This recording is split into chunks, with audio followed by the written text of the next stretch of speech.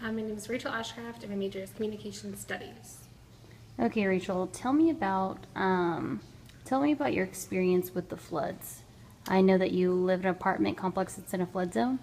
Yes, I live at the Heights 2, which was in a flood zone, so we were evacuated during the flood, and they actually had flood damage in the last flood back in Memorial Day, and then during the October floods, we were all evacuated by San Marcos Fire Department and police. They told us we had to leave, so I ended up trying to leave and going to other people's houses to stay, and then there was so much traffic, it was impossible to get to one location to another. I spent 3 hours on the road trying to evacuate, and eventually just ended up having to stay in a hotel. So tell me, you said you had to evacuate. Do you remember any like exact of how that morning was?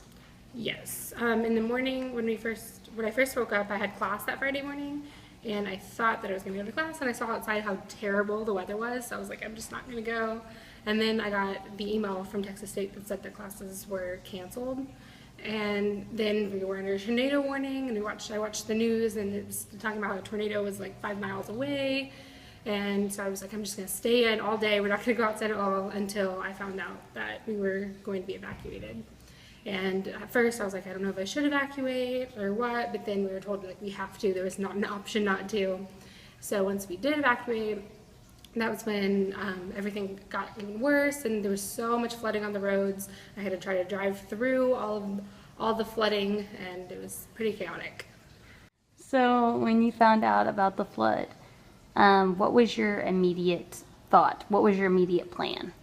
Immediately, I knew that the apartments I lived at already suffered flood damage back in the Memorial floods, and I knew I lived on the second floor, so I knew they weren't affected. Only the first floor apartments were. So originally, I honestly thought about staying because I didn't really know what else to do. I knew the roads were flooded. I couldn't probably get to point A to point B. I didn't really know where to go. So I was like, I might just stay since I know that these apartments were okay just a few months ago during this flood. But I guess my apartment really wanted to be safe, and so did San Marcos Police and everything, so they told us we had to leave. I didn't have an option. So then I was like actually worried because I was like, oh my God, how severe is this? Do I need to take everything I own, just the important things? What do I need to do?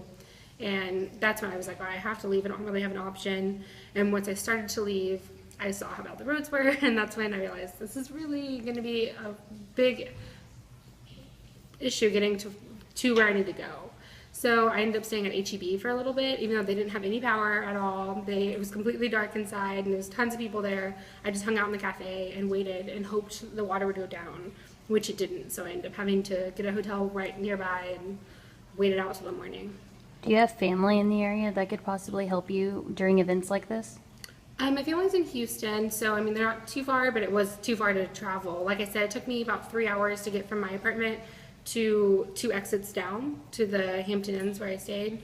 And I mean, I couldn't imagine if I drove to Houston how long it would have taken. The entire freeway was just backed up. You couldn't even get to Austin, they blocked it off. It was extremely chaotic, so there was no way for me to even get to Houston if I needed to. But luckily they were fine and they weren't affected at all by the flood. So.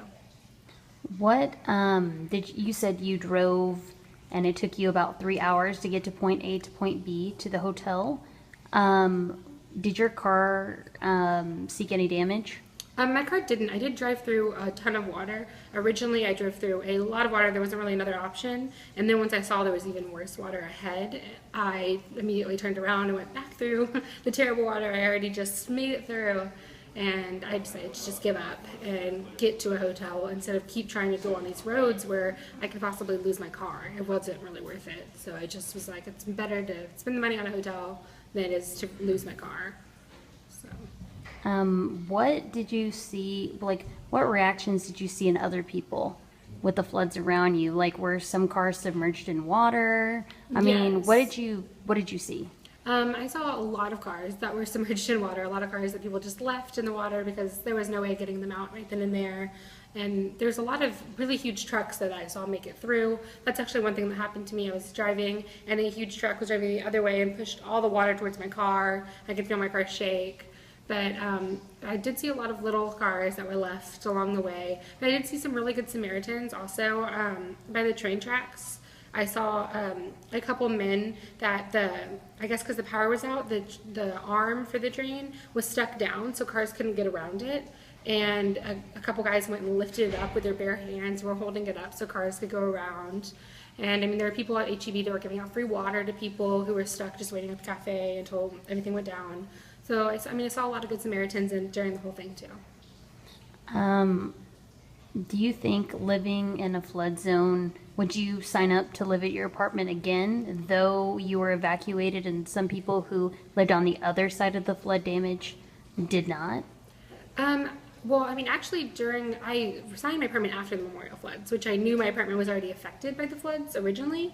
But to me, natural disasters don't really happen that often. It's like one in every 30 years, so I didn't think it would happen again. And I lived in a flood zone back in the Memorial floods too, and I would have re-signed there as well. To me, it's a natural disaster. It's not something that's necessarily going to happen all the time.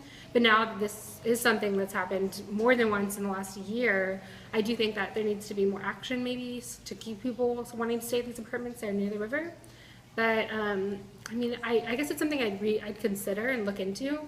But in San Marcos, I think there's a possibility of having floods anywhere since we're surrounded by the water.